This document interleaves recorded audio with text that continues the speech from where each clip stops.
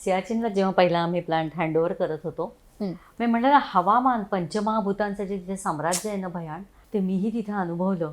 तिथं बरेच आपले सैनिक होते तिथे जे पोस्टेड होते ते.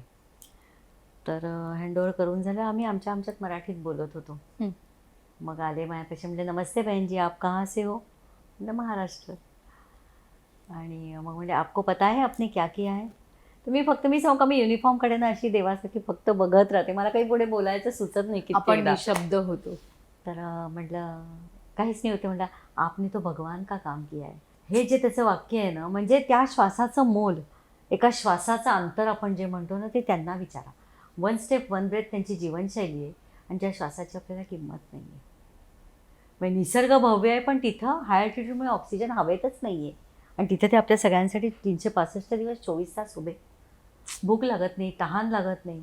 किती गोष्टींना ते रोज फेस करताय.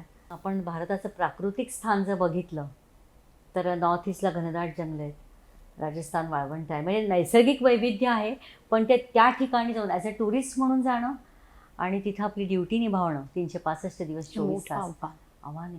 म्हणजे जरा क्लायमेट हवामानात बदल झाले की आमची तक्रार आहे. आणि राजस्थानमध्ये 42-48 क्लायमेट जातं, तेव्हा त्या युनिफॉर्ममध्ये उभं राहणं, बर्फात उभं राहणं, समुद्रात उभं राहणं, घनदाट जंगलांमध्ये. आपण सिमला कुलूमनाली, भारी बर्फ दुरून सगळं छान आहे ना, कारण मला फक्त तिथं फिरायचं आहे, मला तिथं उभं नाही राहायचं आहे.